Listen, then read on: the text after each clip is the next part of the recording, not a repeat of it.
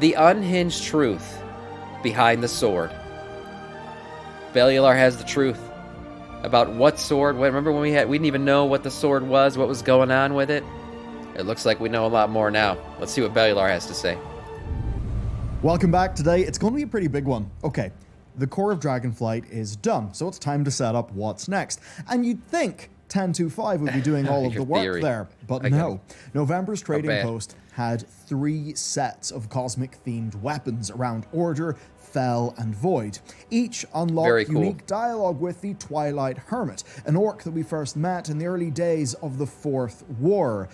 I've spent a lot of time digesting all of this. Today, I think I've got it all worked out. If you ever found yourself asking, what sword? And I think you're going to enjoy this one. There it is. And our sponsor, friend of the channel, boot.dev. So they are going to teach you back-end web development, which is an amazing and valuable skill. In this case, using Python and Go, which are amazing technologies, and they'll do it the smart way by actually making it fun. You see, they're an online self-paced platform, 100% designed to get you writing loads of code, because that's where the learning happens. Code. And they do that by making it a role-playing game. Code. Quests, levels, XP, achievements, leaderboards, all focused on you writing code. And the great news is, as a viewer of this channel, you can get 25% off your first purchase with code Bellular at boot.dev/Bellular. Of course, safe knowing that A, they've got a 30-day no questions asked refund policy, and they've got interactive demos for every course, and they even supply all of their materials for free in guest mode, sans the interactivity, which is incredible. It's so many resources. So yeah, the point is, it's about you writing code, it's about you solving problems, and because Boot is made by people with loads of experience in this field, the point is that it's about you learning use code real fundamental skills. It's not some,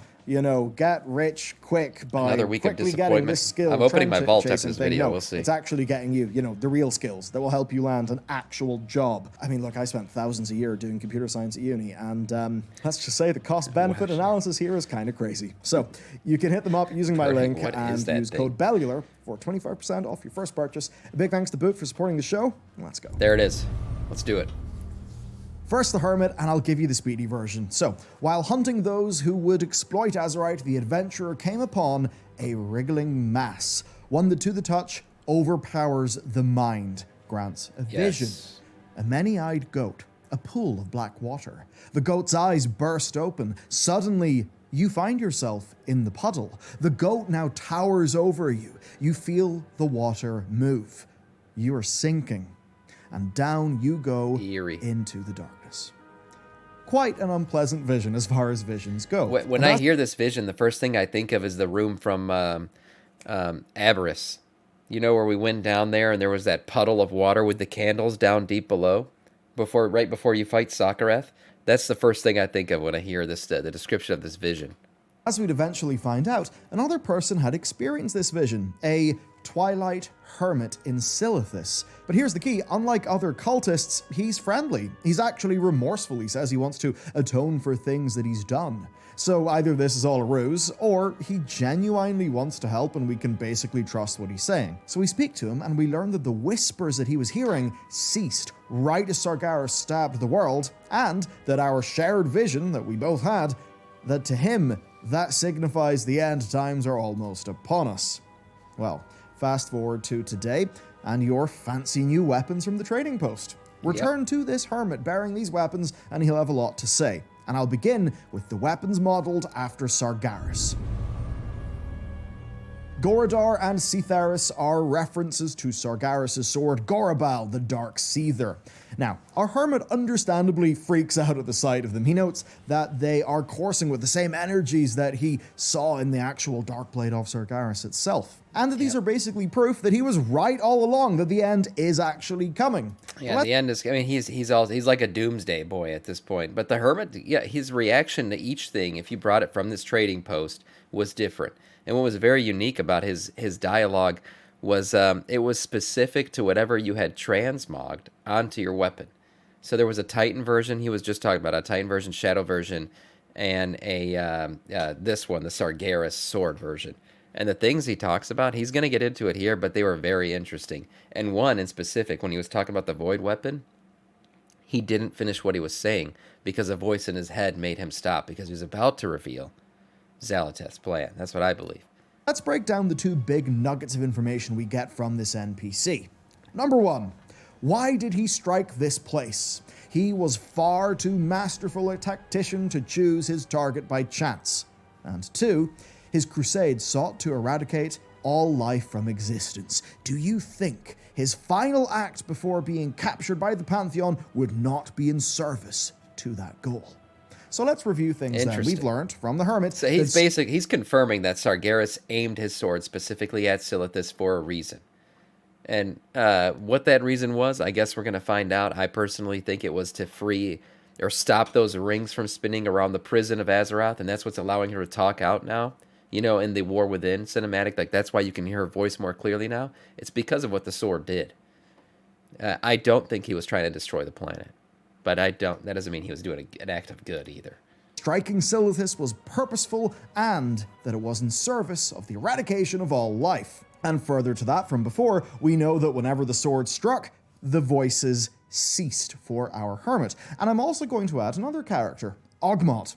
Ogmod is this Twilight ogre, and we just kill him at the end of Legion. But when we kill him, we loot his journal. And according to his journal, in the very last entries, the voices have stopped for him as well. So whatever that sword did, a certain bunch of people stopped getting visions. Damn. Okay, let's work it out. But first, I've actually got to point out that they stopped getting visions, but then everyone from the light side started to get visions. It's very interesting because everyone started hearing the voices of Azeroth after the sword went into the planet.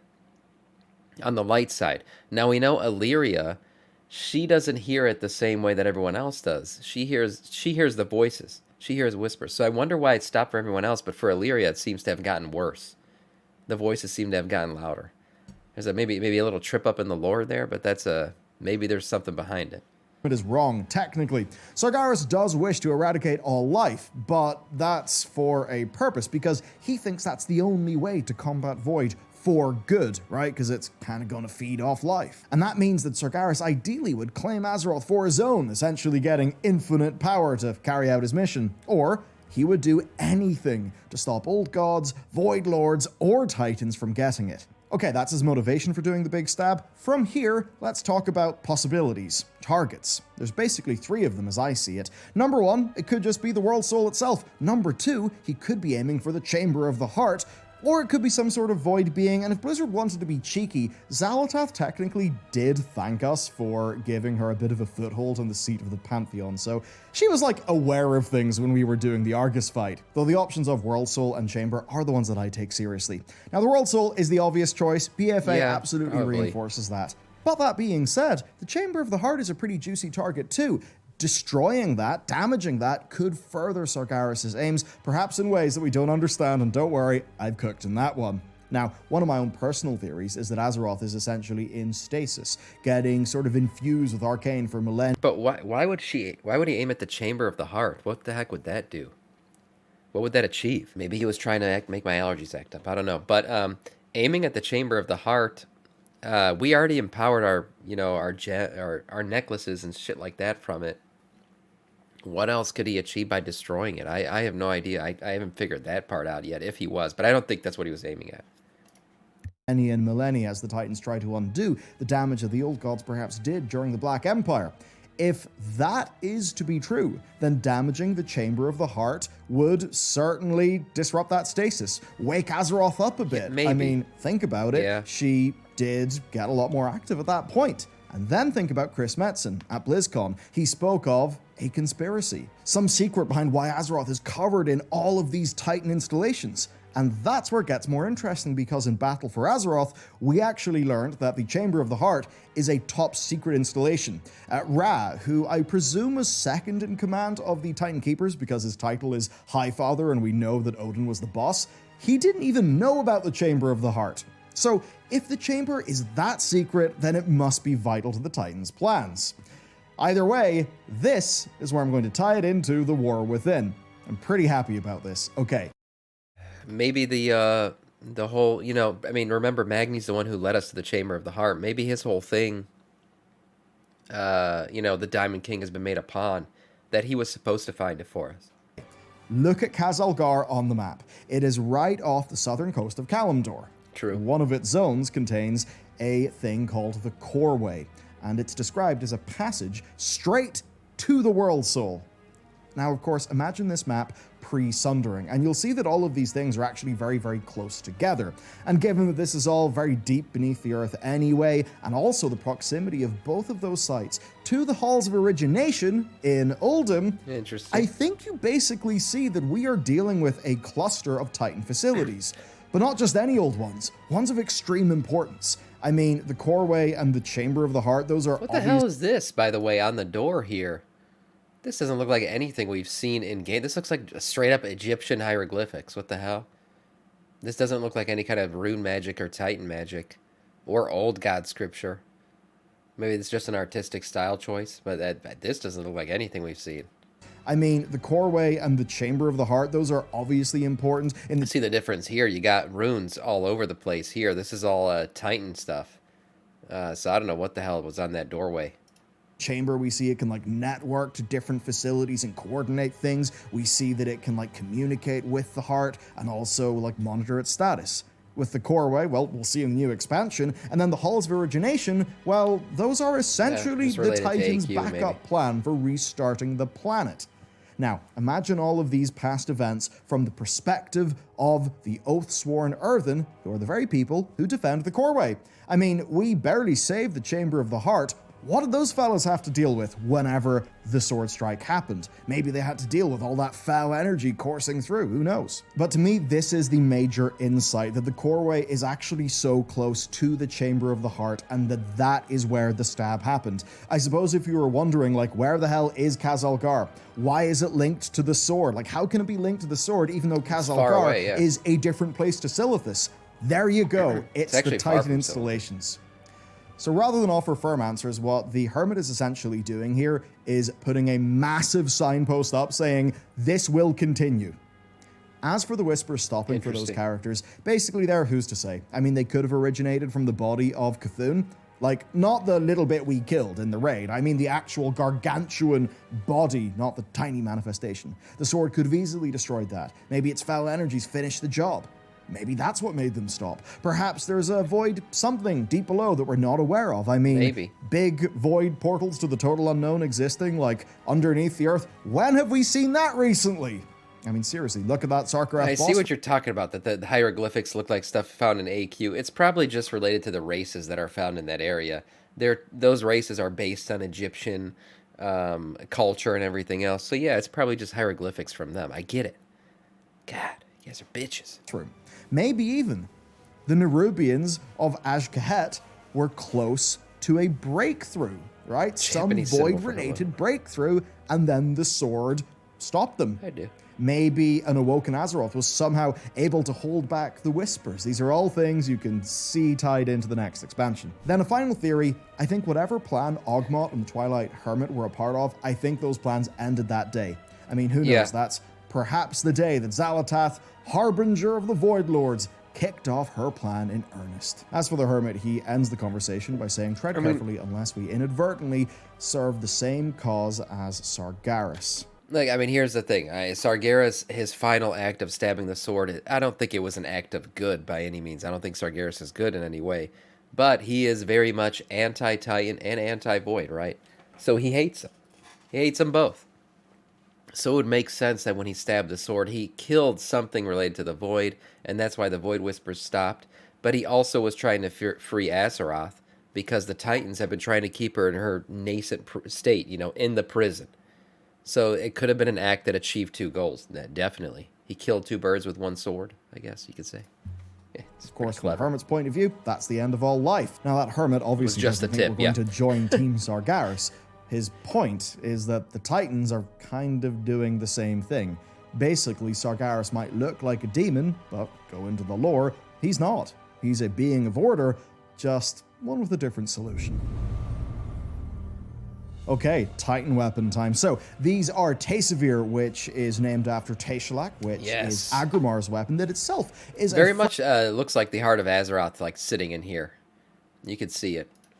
Is a fragment of Sargeras' original sword, Gorshalak, and then Mythoris, which likely means Blade of the Throne. As an example, Antorus is the burning... By the way, it's based off of Sargeras' original sword, but what's the difference between this one and the original sword of Sargeras. If you ever look at it, Titan model. Let me see.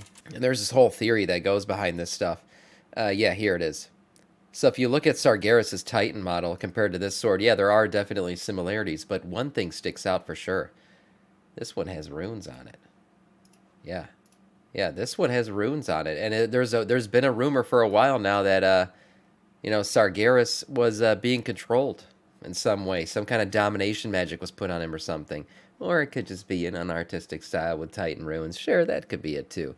But it's an interesting one. The fact that this sword looks very much, and the other sword, the new one, is based on it. That's what they're saying, or a piece of it.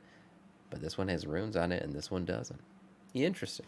Is Agrimar's weapon that itself is a fragment of Sargeras' original sword, Gorshalak, and then Wouldn't be the Mythoris, jailer, it'd be which the, likely means Blade of the Throne, as an example, and Taurus is the Burning Throne, so Mythoris, sort of Blade, Throne, you sort of get the thing. Anyway, we bring these to the Twilight Hermit, and he's really spooked. Sargeras is kind of out of the picture. The Titans are not. He says these invite destruction, that to blindly wield the blades of the Titans could lead to our own end at their hands. Yeah. He tells us essentially what Dragonflight has hinted at, or to use an older reference, what Algalon straight up told us in Wrath of the Lich King, when he spoke of wiping out countless civilizations and feeling absolutely nothing, because he was serving a cold order. Our hermit puts it rather bluntly, and to paraphrase what he says, the Titans care only of order. They will sacrifice absolutely anything to get it, even their own followers, that they essentially act in very absolute terms, just as Sargeras does, and the only thing that differs is not the goal, just the method.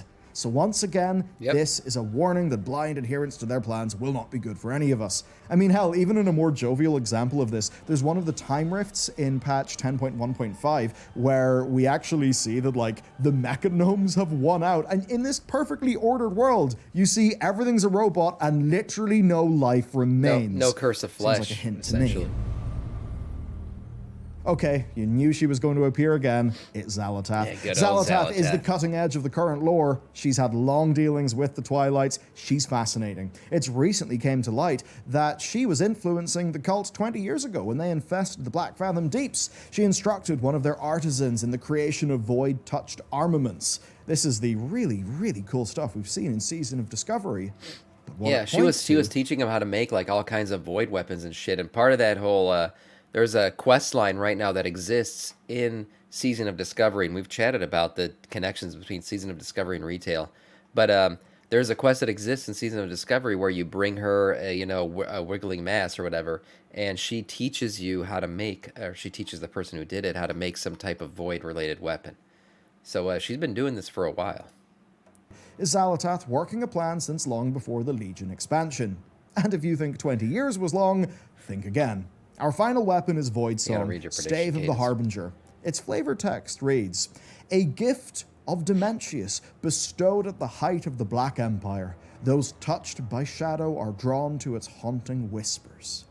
And that text is very, very apt. So bring that I wonder if Dementias, it sounds like a play on dementia. I've always wondered, like, is he an old god or old void-related entity that makes people forget?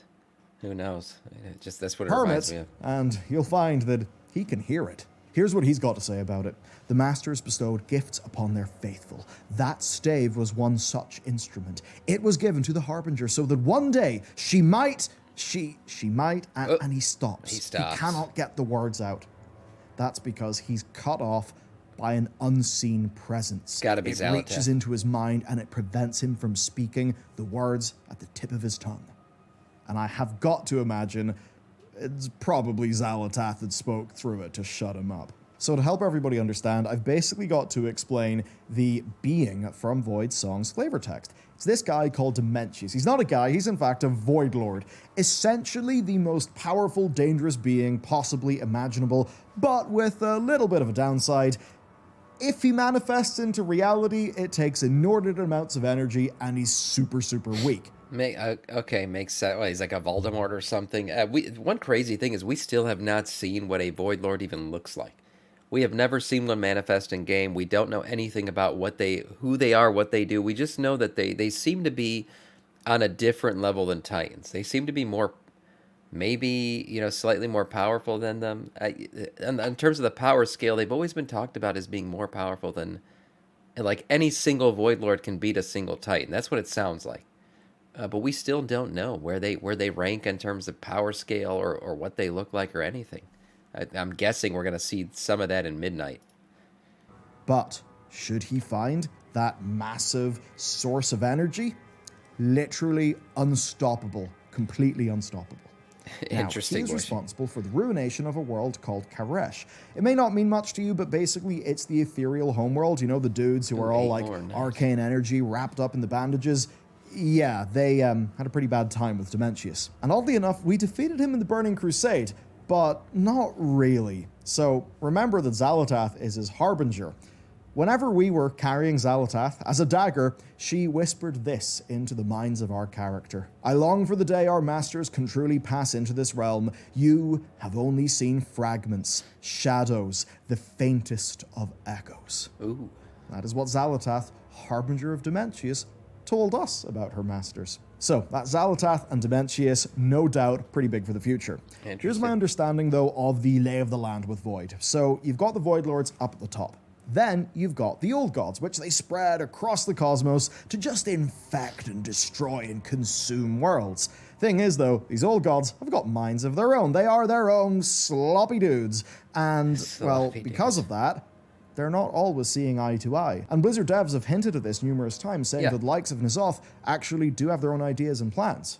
Now, recently... Yeah, we've seen this. They're not exactly, like, on the same team, the Old Gods.